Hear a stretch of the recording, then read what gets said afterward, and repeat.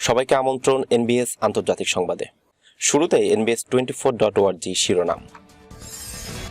অরুণাচলে চীনাগ্রাম নিয়ে প্রধানমন্ত্রী মোদীকে বিঁধলেন রাহুল গান্ধী, পাল্টা দিল গেরুয়া শিবিরও। ট্রাম্পের বিদায় লগ্নে ইরানের সামরিক মহড়া। সবার জন্য নিরাপদ নয় ভারতের কোভ্যাক্সিন। তুরস্কের সঙ্গে সম্পর্ক উন্নয়নে শর্ত দিল ইসরায়েল। ইসলাম অবমাননাকর বক্তব্য থেকে পিছু হটলেন গ্রিসের সেই ধর্মগুরু। যুক্তরাষ্ট্রমুখী অভিবাসন প্রত্যাশীদের সঙ্গে সংঘর্ষ মেক্সিকো বাহিনীর। এক দশকে জাপানে মুসলিমদের সংখ্যা বেড়েছে দ্বিগুণের বেশি। এবং সবশেষে জানাবো, থাইল্যান্ডের রাজাকে অপমান, নারীর 43 বছরের কারাদণ্ড। দর্শক, এতক্ষণ শুনছিলেন শিরোনাম, এবার বিস্তারিত। অরুণাচলে চীনাগ্রাম নিয়ে প্রধানমন্ত্রী মোদীকে বিঁধলেন রাহুল গান্ধী।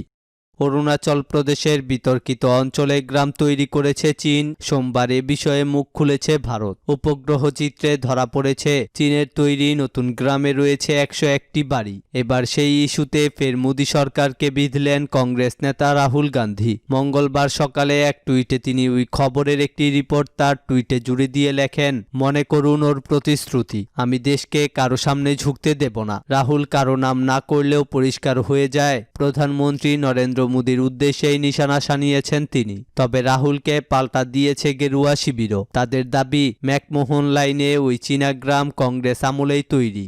অরুণাচল প্রদেশের বিজেপি সাংসদ তপির গাওয়ের কথায় 80-র দশক থেকে চীন রাস্তা বানাচ্ছে। লংজু থেকে মাজা রোডের রাস্তা বানিয়েছে ওরা। সেই রাজীব গান্ধীর আমল থেকে তাওয়াংয়ের সুমদরং চু উপত্যকা দখল করেছে চীন। তৎকালীন সেনাপ্রধান এই নিয়ে অপারেশনের প্ল্যান করলেও রাজীব গান্ধী লাল ফৌজকে হটিয়ে দেওয়ার পরিকল্পনায় সায় দেননি।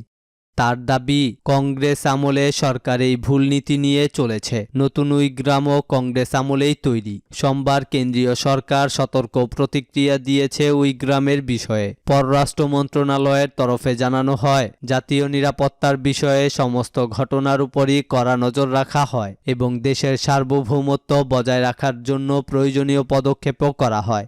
এক সর্বভারতীয় সংবাদ মাধ্যম সোমবার দাবি করেছিল, অরুণাচলের বিতর্কিত অঞ্চলে গ্রামটি তৈরি করেছে চীন। তাদের তরফে দুটি ছবিও প্রকাশ করা হয়, যার একটি 2019 সালের 26 আগস্ট তোলা, অন্যটি তোলা হয়েছে গত নভেম্বরে। তাদের দাবির পরেই তা নিয়ে প্রতিক্রিয়া দেয় পররাষ্ট্র মন্ত্রণালয়।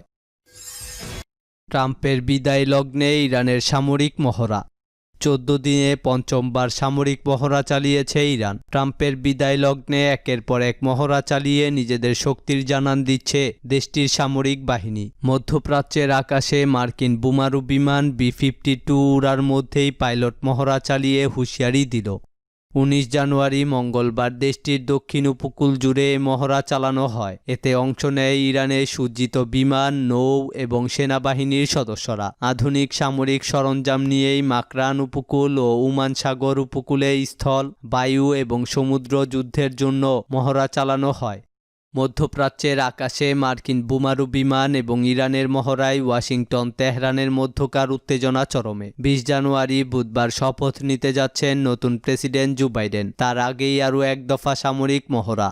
নতুন মহড়া নিয়ে ইরানের সেনাবাহিনী জানিয়েছে, শত্রুদের পরাস্ত করতে দেশীয় কৌশল ব্যবহার করেই সামরিক মহড়া হয়েছে। আল জাজিরার প্রতিবেদনে বলা হয়েছে, 18 জানুয়ারি সোমবার মধ্যপ্রাচ্যের উপর দিয়ে আবারও B-52 বোমারু বিমান চালিয়েছে পেন্টাগন।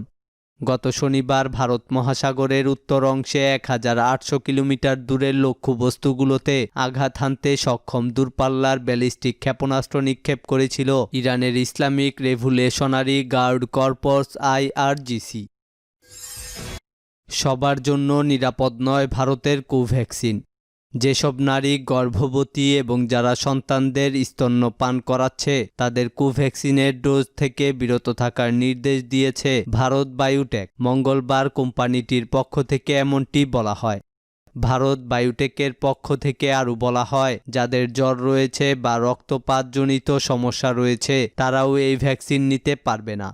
এছাড়া ভারত বায়োটেকের ফ্যাক্ট শিটে লেখা হয়েছে, যদি কারো অতীতে কোনো অ্যালার্জি গঠিত সমস্যা হয়ে থাকে তাহলে এই ভ্যাকসিন এড়িয়ে যাওয়াই ভালো। সেখানে আরও বলা হয়েছে, এখনও ভ্যাকসিনের তৃতীয় দফার ক্লিনিক্যাল ট্রায়াল চলছে। এই ভ্যাকসিনের ক্লিনিক্যাল কার্যকারিতা প্রসঙ্গে স্পষ্ট কোনো তথ্য প্রমাণ এসে পৌঁছায়নি বলেও জানিয়েছে ভারত বায়োটেক। তুরস্কের সঙ্গে সম্পর্ক উন্নয়নের শর্ত দিল ইসরায়েল।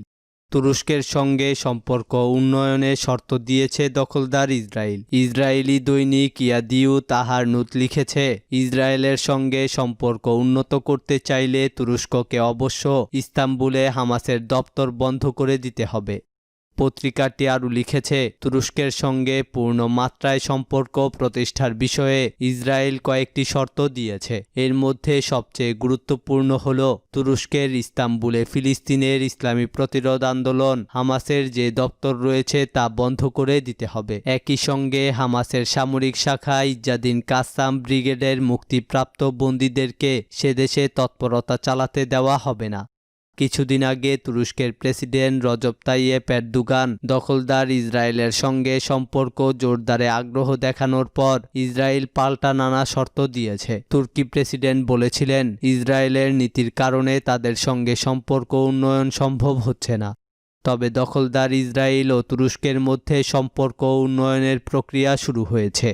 বুলগেরিয়ায় ইসরায়েলের রাষ্ট্রদূত হিসেবে দায়িত্ব পালনকারী কূটনীতিক ইরিত লিলিয়ান বুলগেরিয়ায় ইসরায়েলের রাষ্ট্রদূত হিসেবে দায়িত্ব পালনকারী কূটনীতিক ইরিত লিলিয়ানকে তুরস্কে নয়া রাষ্ট্রদূত হিসেবে নিয়োগ দেওয়া হয়েছে বলে খবর বেরিয়েছে। ইসলাম অবমাননাকর বক্তব্য থেকে পিছু হটলেন গ্রিসের সেই ধর্মগুরু। প্রতিবাদের মুখে ইসলাম অবমাননাকর বক্তব্য থেকে পিছু হটলেন গ্রিসের খ্রিস্টান ধর্মগুরু ইরুতিমুস। তিনি দাবি করেছেন, ইসলাম ধর্ম ও সব মুসলিমকে তিনি যুদ্ধকামী মনে করেন না, কেবল উগ্রপন্থী মুসলিমদের কথা ভেবেই তিনি এ ধরনের মন্তব্য করেছেন। তিনি আরও বলেন, মুসলিমদের মধ্যে একদল উগ্রপন্থী ইসলাম ধর্মকে বিভিন্নভাবে তুলে ধরছে। গ্রিসের এই পাদ্রী এর আগে গ্রিসের ওপেন টিভি চ্যানেলকে দেওয়া সাক্ষাৎকারে বলেছিলেন, ইসলাম কোনো ধর্ম নয়, এটি একটি রাজনৈতিক দল এবং মুসলমানেরা যুদ্ধকামী। এরপরই সে দেশের মুসলিমরা ক্ষুব্ধ হয়ে উঠে বিভিন্ন দেশও এর প্রতিবাদ জানায়। তুর্কি পররাষ্ট্র মন্ত্রণালয় এক বিবৃতিতে জানায়, গ্রিক পাদ্রী যে বক্তব্য দিয়েছেন তা উস্কানিমূলক।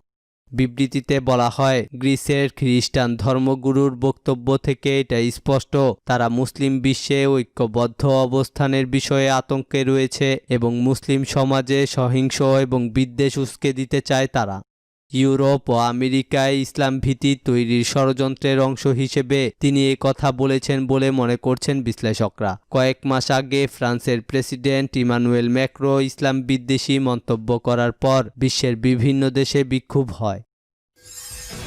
যুক্তরাষ্ট্রমুখী অভিবাসন প্রত্যাশীদের সঙ্গে সংঘর্ষ মেক্সিকো বাহিনীর।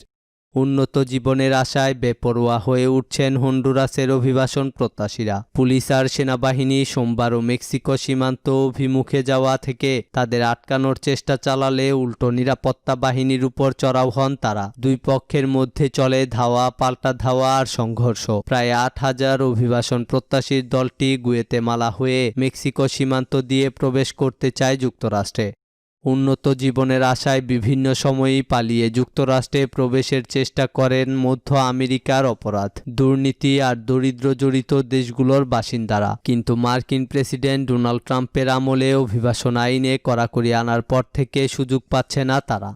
অভিবাসন প্রত্যাশীদের ওই বিশাল দলকে ঠেকাতে মেক্সিকো সীমান্তে নিরাপত্তার জোরদার করা হয়েছে। কাউকে মেক্সিকোতে প্রবেশ করতে দেয়া হবে না এমন হুঁশিয়ারি উচ্চারণের একদিন পরই দেশটির সরকারের কাছ থেকে আশার বাণী পেলেন অভিবাসন প্রত্যাশীরা। সোমবার নবনির্বাচিত মার্কিন প্রেসিডেন্ট জো বাইডেনকে অভিবাসন আইনে পরিবর্তন আনার আহ্বান জানান মেক্সিকান প্রেসিডেন্ট।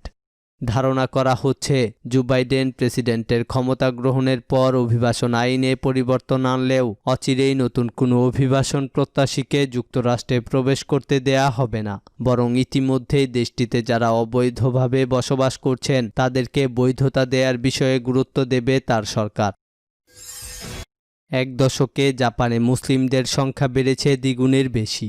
জাপান মুসলিম সংখ্যালঘু দেশ হিসেবে পরিচিত হলেও দেশটিতে ক্রমেই ইসলাম ধর্মাবলম্বীদের সংখ্যা বেড়ে চলছে। জাপানে গত এক দশকে মুসলিম জনসংখ্যা বেড়ে দ্বিগুণের চেয়ে বেশি হয়েছে। এছাড়া সাম্প্রতিক সময়ে দেশটিতে মসজিদের সংখ্যাও বেড়ে গেছে। খবরে বলা হয়, দেশটিতে মুসলিম জনসংখ্যা ছিল 1,10,000, তা বেড়ে বর্তমানে 2,30,000 হয়েছে। জাপানের সরকার দেশটিতে বিদেশি শ্রমিক ও শিক্ষার্থীদের আকৃষ্ট করতে সুযোগ সুবিধা বাড়িয়ে দিয়েছে। জাপানের ওয়াসেদা ইউনিভার্সিটির টানাডা হিরোফুমির এক জরিপ অনুযায়ী 2010 সালে ইসলাম ধর্মাবলম্বীদের সংখ্যা ছিল 1,10,000, কিন্তু 2019 সালের শেষ দিকে সে সংখ্যা বেড়ে দাঁড়ায় 2,30,000-এ। এর মধ্যে 50,000-এর বেশি মানুষ ধর্মান্তরিত হয়েছেন। জাপানে 110টির বেশি মসজিদ রয়েছে। থাইল্যান্ডের রাজাকে অপমান, নারীর 43 বছরের কারাদণ্ড।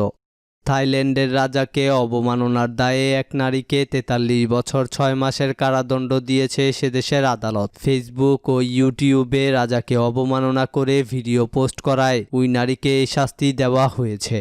আল জাজিরার খবরে বলা হয়, ওই নারীর বিরুদ্ধে 29টি অপরাধ প্রমাণিত হয়েছে বলে আদালত দাবি করেছে। এদিকে রায় ঘোষণার পর এই দণ্ডের নিন্দা জানিয়েছে থাইল্যান্ডের বিভিন্ন মানবাধিকার গ্রুপটি জানিয়েছে, দণ্ডিত নারীর বয়স 60-এর কোঠায়। এই আদালত প্রাথমিকভাবে তাকে 87 বছরের কারাদণ্ড দেয়। পরে অপরাধ স্বীকার করে নেওয়ায় দণ্ড অর্ধেক কমিয়ে দেওয়া হয়। তার মামলাটি প্রায় 6 বছরের পুরনো। থাইল্যান্ডের রাজ অবমাননা আইনটি বিশ্বের সবচেয়ে কঠোর আইন হিসেবে পরিচিত। ঠিক কোন কোন বিষয়ে অবমাননাকর বিবেচিত হবে বিতর্কিত ওই আইনে তা সুনির্দিষ্ট করা হয়নি। থাই রাজতন্ত্রে যা কিছুই রাজা, রানী, উত্তরাধিকারী কিংবা শাসকের বিরোধিতা হিসেবে চিহ্নিত হয়, তার কারণেই নাগরিকদের সাজা হওয়ার সুযোগ আছে। দর্শক, এই ছিল এখনকার মতো। আমাদের পরবর্তী সংবাদ দেখার আমন্ত্রণ জানিয়ে বিদায় নিচ্ছি আমি শফিউল আলম আরাফ।